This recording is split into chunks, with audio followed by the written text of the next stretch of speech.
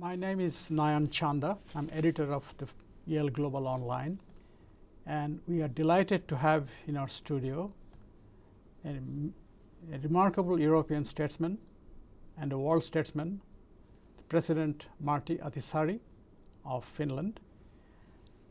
President Ahtisaari has been the president of Finland from 1994 to 2000, but his principal achievements perhaps is the achievement of independence of Namibia. As a UN commissioner there, he negotiated for a long time with the Republic of South Africa and brought about independence of the country in 1990. In recognition of his achievement, many Namibians today name their boys and girls, even girls, Martti. President Ahtisaari has also been a key player in resolving peace in Kosovo, in Aceh, in Iraq, and he is currently involved with an organization that deals with resolving international crisis. Welcome, Mr. President. Thank you very much. It's good to be here. Now, you have received the Nobel Peace Prize in 2008 for your achievements in 5 continents, and you have resolved so many conflicts that one is tempted to ask, what was perhaps the most difficult conflict that you have resolved? Of course, Namibia was perhaps the most difficult one in that sense that it required a long time. I joined as an African candidate UN in 1977 when I became UN Commissioner for Namibia, and the following year, 78, I became special representative of the Secretary General. And we only got Namibia independence in 1990. So it was a very long and difficult period. The plan was there since 1978, but we couldn't convince South Africa to allow UN to go in and supervise and monitor the process that led to independence. And there was also international complications. Of course there were, because had it not been for the US government and then Assistant Secretary of State, Dr. Chester Crocker, who pushed through the idea that and negotiated the whole thing in the end, that which had nothing to do with the original plan, that Cuban troops would have to leave Angola, and while that was happening, South Africa would agree then that UN could come. And to our surprise, I would say even today, both the Cuban government and Russians cooperated, and it went very smoothly. They also had been there for such a long time that they thought that this had to now finally happen. Mm-hmm.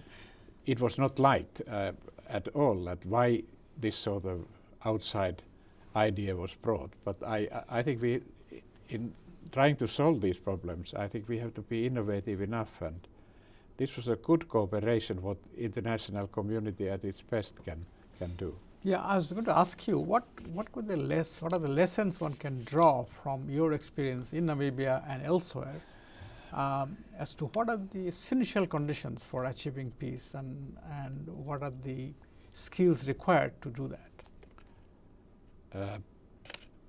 Perhaps I would like to start by saying that there are very little similarities between the problems, because every conflict is a sui generis. It's a special case in many ways.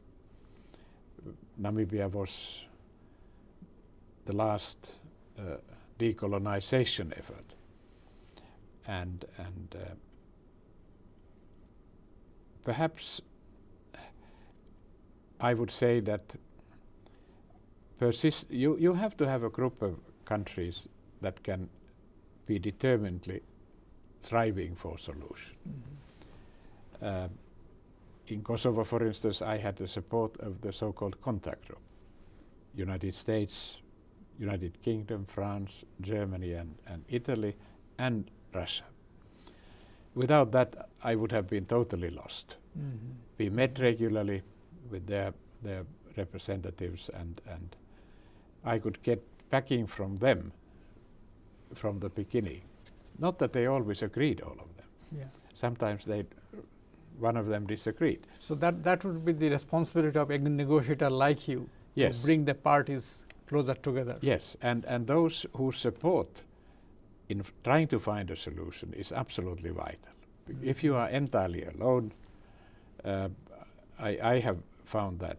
Second is that I would even dare to say that from my experience at least, that it's very difficult to make peace anywhere if you don't have US government behind you. And for me, it hasn't mattered whether it's a Democratic or Republican administration. I have been working with both and have been thankful for support and cooperation by all the administrations. Is it because of the military political clout the United States has, or is it because of some idealism it represents? What would be the main reason for this? I think it's for a long time US has been the only superpower in the world, but I would emphasize that you need very often also countries that are in the neighborhood. For instance, the role of frontline states in Namibian solution was vital because we had to get them on board. And of course the parties themselves, but very often the parties are anxious to get a solution, but sometimes those who are outside the negotiations are regarded friends of one of the other side of the conflict. I sometimes blame them because I said, you shouldn't be holier than the Pope. If the parties are prepared to accept, don't come with the demands that are totally outrageous. Let them see what they are prepared to accept and so that we can make some progress. The good thing about that I had to spend so many years on Namibia question is that we became very close friends with many of the Africans and others who were involved in the whole process. And that of course helped, and people learn to know each other. Yeah, so it's becomes a virtuous cycle where sort of... No, thank God it did in the Yes. end. And of course elections went well in Namibia. They were perhaps the best supervised elections in the history of elections. We can't have that sort of exercise everywhere, but I had 8,000 people with me, and then a lot of people came to observe the whole exercise. But that was useful. Now, many of the crises and problems they have resolved, some have kind of slid back a little bit, or sort of gone back on some of the issues. Is that a reality? Is it happening that some? No, if I think of Aceh, for instance, which is a province of Indonesia, there the Free Aceh movement have been fighting for 30 years to get independence for that place. I was asked to get involved when there was a new government in Indonesia. They had been negotiating earlier with Free Aceh movement for 3 years to get a cessation of hostilities agreement, but it didn't last more than half a year. So they turned to me and said, could you help? And the only thing they were prepared to discuss was special autonomy for Aceh. So I saw the leadership of Free Aceh movement and told them they happened to be living in Sweden. Some of them even had Swedish citizenship by that time. They had been there for such a long time. So I could actually speak with some of them Swedish. So I sometimes joke that it's interesting that you are negotiating the fate of Aceh with the Swedes. But I was very candid with them, and I said, look, this is not what you have been fighting for. But if I were you, I would at least listen what the Indonesian government have to offer, and whether you find that these proposals are satisfactory. What does this special autonomy mean? So there's nothing for you to lose.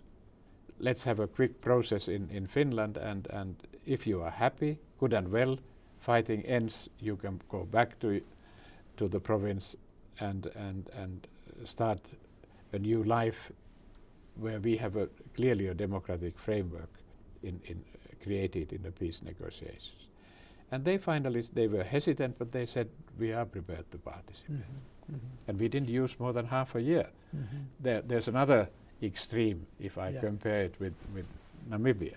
Right. But things but they haven't, if I compare, sorry, your question about is there sliding back. I think first of all you have to realize that signing of a peace agreement is only the beginning. Then the real work starts.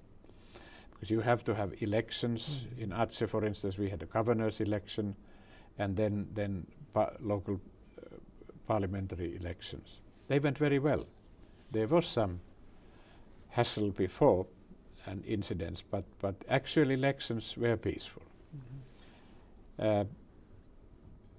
I think if I compare Aceh today to any of the other provinces in Indonesia, I think Aceh does fairly well.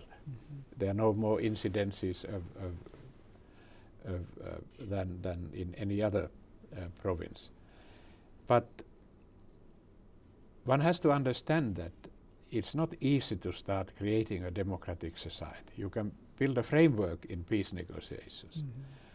But then you also have to learn that you need certain type of expertise when you start running a big province. Parliamentarians who have no experience of parliamentary life also need training, support. So I think there has to be I sometimes say that the peacemaker is like a godfather or godmother when it happens. And you have to be there at least when the kids are reaching a 15 year of age, perhaps longer. So I go to Indonesia and Aceh at least once a year. And I have said that I hope that we reach normalcy in this relationship with central government and Aceh. And I also encourage donors, both EU and other bilateral donors, to assist Aceh so that we can get the necessary manpower to run. And you also learn. If Governor Irvandi would be sitting next to me here, he would definitely agree with me that he has at least learned that you can't only employ your friends. You have to see whether they are capable of doing what you expect them to do. And then you have to find other social programs if people are in need of assistance. But you have to have competent people to help you. Yeah. And to move to another area, this Jasmine Revolution, which began in Tunisia and has now spread to most of the countries of Middle East and North Africa, has been described by many observers as essentially youth revolt. The role of youth in organizing these uprisings has been very critical. Now, you have been focusing on this youth question for some time now. How would you describe the reasons for this student or youth unrest and demand for change? First of all, the share of young people under 30 in these countries and in the whole region, Middle East and North Africa and Sub-Saharan Africa as well, is so large. And if you look at the unemployment figures for young people, they are much higher than in a society in general. And therefore, I have had a pleasure of participating since 2008 in an initiative which started in Doha, Qatar, where a fund was established called Silatec, which tries to improve the employment possibilities in Middle East and North Africa to start with. And it's also does interview with the help of Gallup organization, annually 36,000 people, to find out what the people are actually thinking in the society so that the government knows about that. And there's half of these people are roughly young people. Young meaning below 30 or? Yes, below 30. And up between 15 and 30 roughly. So I think this has been an excellent program, and I have wanted to render my own support for that as a board member. And we have, for instance, developed very interesting programs in Yemen. I give that as an example, and I hope that it can continue properly. But there was a combination of microfinancing through a newly established bank, but then additional funding also. That when somebody started something, soon they wanted to expand, and the bank was prepared to help.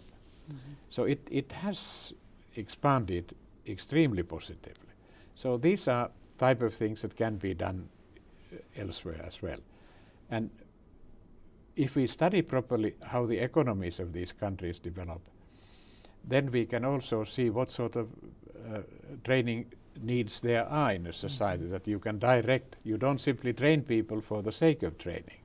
Yeah, it looks like education has been a kind of a cookie cutter education. Everybody gets the same kind of bachelor's degree, which doesn't prepare them for really to work for this 21st century economy. Yes, and very often that also if you study abroad, I have met many young people who have said that education was good, but it was even better that I had a chance to work few years in a place or in a country where I did my degree.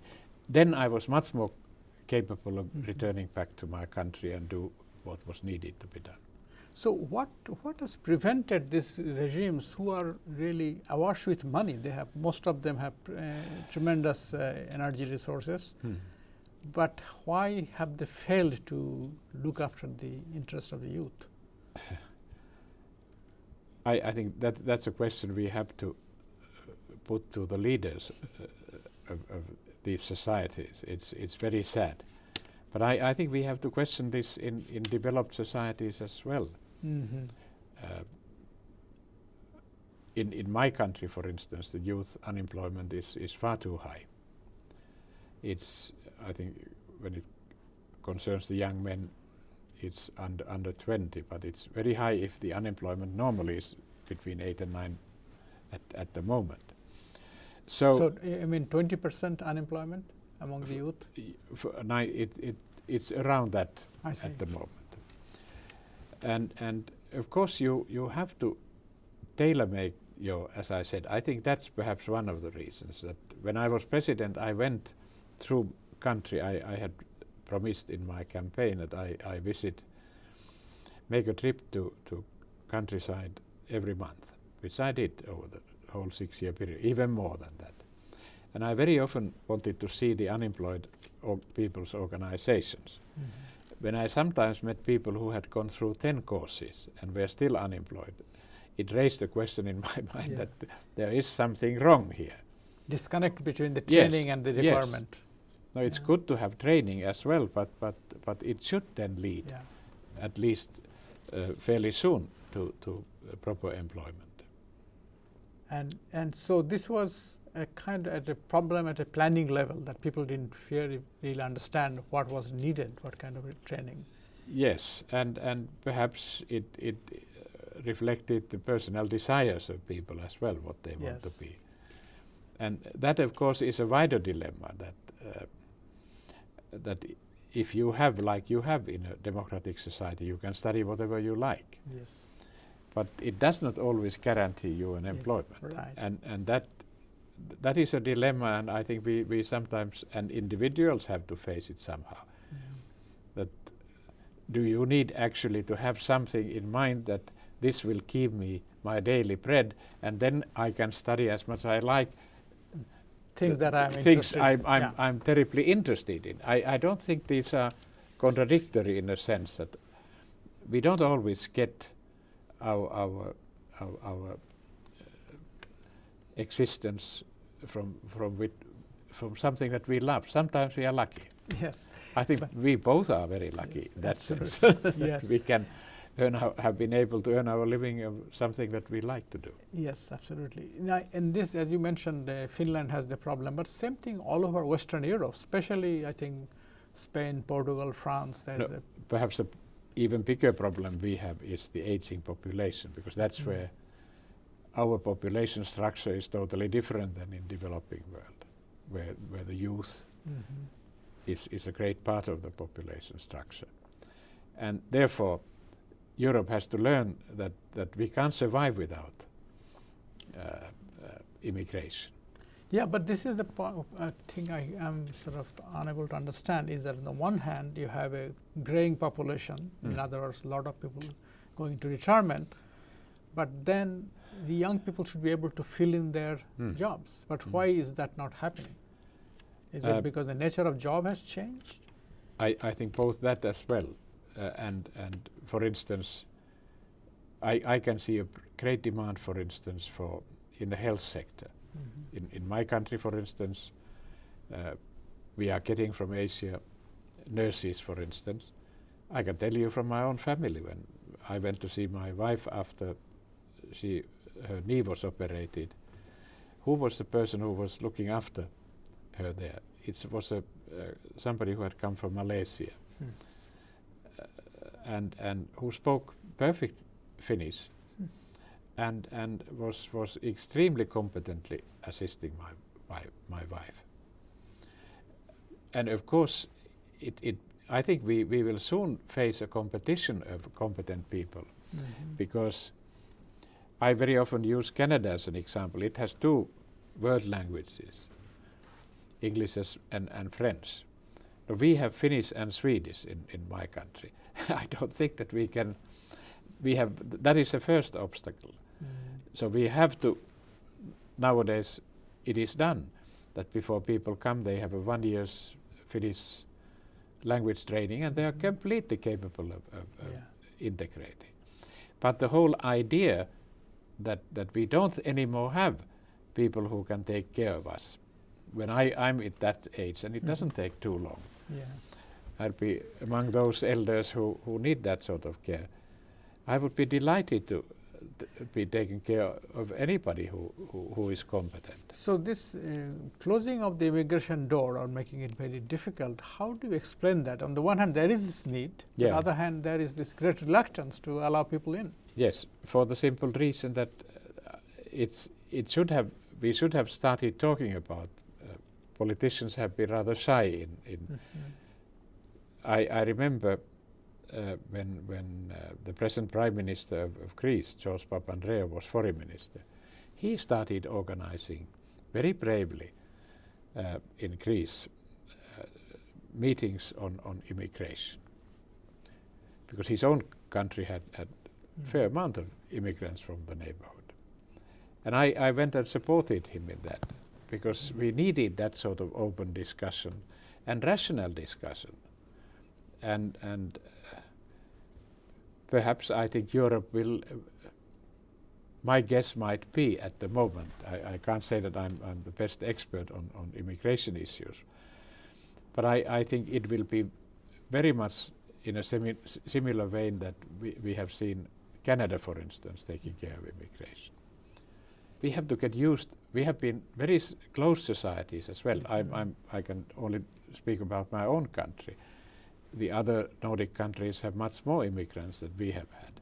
Now they have also populist movements all of a sudden emerging, like in my society as well. So I think we have to get used to also this, and we have to be doing much better in our societies how to integrate that. And that means that people who come have to learn our language, for instance. There was a time when we said that you can have your language, please come, you can have your language, your culture, we leave you at peace. But then when the children went to school, they learned the language in no time. So very often the elders in the family felt very isolated and extremely dependent on their children. Now we say you have to learn the language, because otherwise you can't properly integrate in. And I think it serves both sides. Yeah, to have a multi multicultural society, you have to have the other side learn the language of the country they are living in. Exactly. So You can still learn and cherish your own culture. Exactly. So it should not be that you would live in ghetto. No. In order to be multicultural. It did good for me that I have lived in Africa. I have lived in New York. I think New York is not a bad place to get adjusted to multicultural life. And I must confess that I come very willingly to New York every time I fly over the Atlantic. Yeah. To move back to the Middle East, now the issue that is really top of the people's concern is the question of what's happening in Libya. In fact, as we meet today is the time when the first sort of support group for Libya is meeting in Doha. Now, how do you see the fact that the United Nations for the first time actually authorized a no-fly zone on a member country? What's the significance of that? There are actually two things, if I would also like to emphasize, is that when both young and old who actually started protesting and wanted more freedoms in their society, in Libya, for instance, this was, in a sense, historic thing that happened, because it now justified that these values are universal. Earlier we have heard enough in UN corridors and in the halls there that these are Western values. That story is over. They made them now universal values, and I think that is important. I was positively surprised that Security Council was capable of making this decision. It was the first implementation of the decision of a General Assembly from 2005, the responsibility to protect.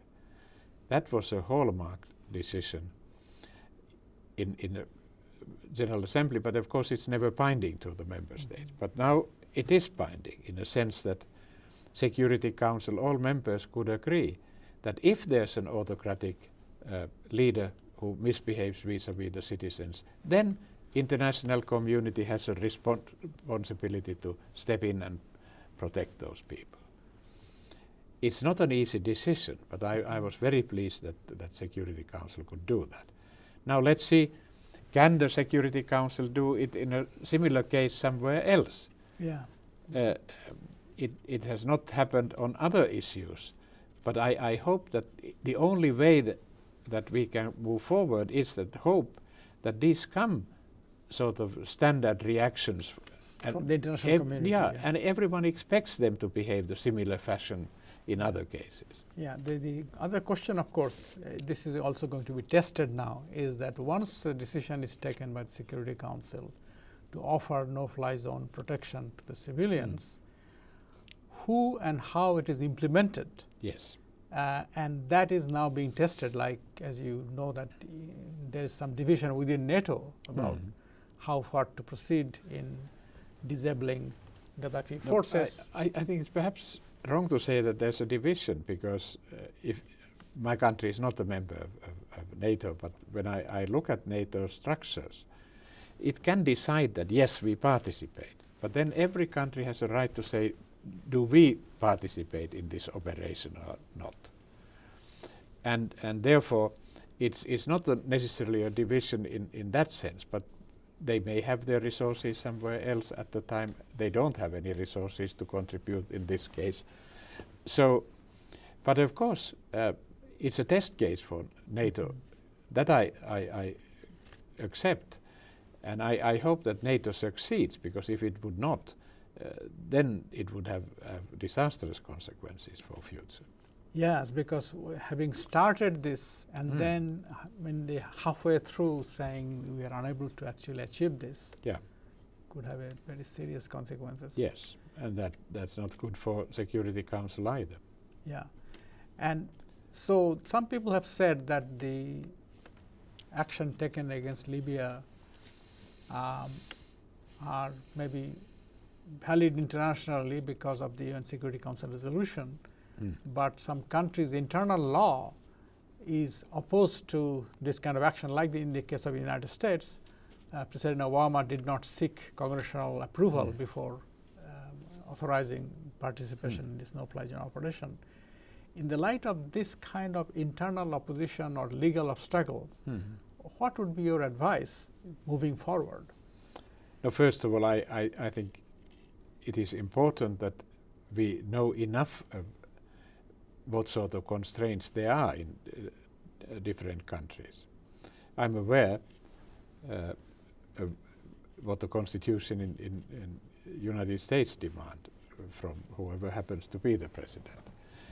But then others don't have that sort of constraints.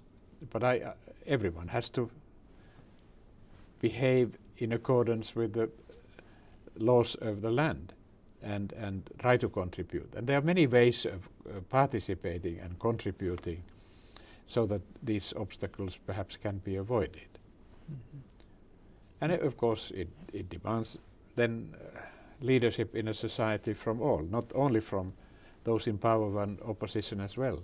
That if there is a unanimous decision from, because I regard this as a unanimous in Security Council when 5 countries didn't vote, they abstained. But in other words, they let the decision go through. So they participated in that sense in a positive manner.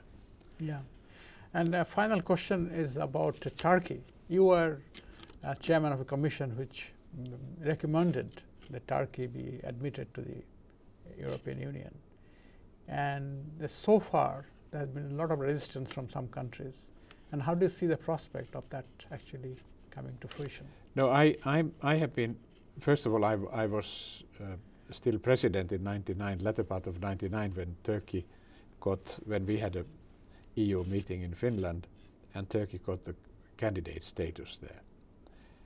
Then there was a civic initiative in Europe, and I was asked to chair the commission, independent commission on Turkey. And its task was to see to it that Turkey moves with the reforms that are required so that it qualifies for the membership, and at the same time what's the EU member states, that they deal fairly with Turkey. And that we have done. We have produced 2 reports, 2004, which argue that now Turkey has done everything so that that it qualifies for the start of the negotiations. It happened 2005.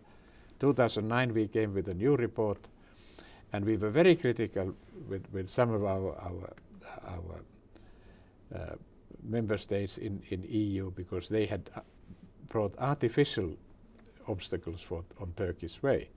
Some countries had blocked, because there are 35 chapters that have to be gone through negotiations. So we were very critical about that, and I traveled with my colleagues to 11 capitals and argued with the political leaders there that, look, you have to treat Turkey like any other country. And I think there's a recognition that it doesn't help anybody if some governments are talking about special relationship with Turkey instead of full membership in these as an aim of these negotiations. So these issues have to be tackled. I can tell you that my independent commission this time is not going to wait for another 5 years to come with a report. We are going in September to Turkey, and most probably half a year thereafter, within that period, we will have a new report, because things are moving so fast. And of course, if one takes the trouble and analyzes Turkey's role in the region, it has been growing. There's no question about that. It's economically doing extremely well. It has political influence in the region. And therefore, I think it's a very important player. We should not underestimate that. But Turkey needs to carry out reforms as well. It doesn't help it at all if it arrests 50 journalists, for instance. That's not good at all. Yeah. It has to behave differently. And in some ways, Turkey and Finland are almost sort of counterparts. When Finland is member of EU but not member of NATO, and vice versa in case of Turkey. Now, why is Finland not a member of NATO? I think there's nothing preventing us applying, but I don't think that the population is convinced that we need NATO membership, because we have a partnership arrangement with NATO. Our peacekeepers are operating in NATO-led peacekeeping operations, like in the Balkans. So in reality, you are actually taking part in NATO operations. yes, of course we are, provided that they are sanctioned by the UN, and that is the case, like in the Balkan operations. So in practice we are cooperating very closely. The formal membership is not there, but it doesn't prevent. I have been asked to lecture in NATO sometimes, and in their internal meetings and so on. So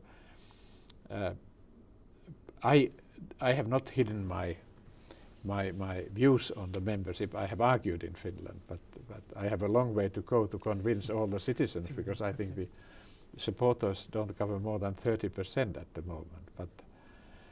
But my argument is very simple, that I think every Western democracy should join all the organizations where the others are members. I don't see any particular danger that would make me say that, look, citizens, you have to join. So it's a very practical approach. And furthermore, because being in organizations always, that's my experience. Whether you come from small or big country, it depends. If you have ideas, you have good ideas and capacity to argue them, you should be there. And don't let the others to make decisions for you. Well, on that note, President Ahtisaari, thank you so much for speaking with us. Thank you. It was a pleasure to be with you. Thank you.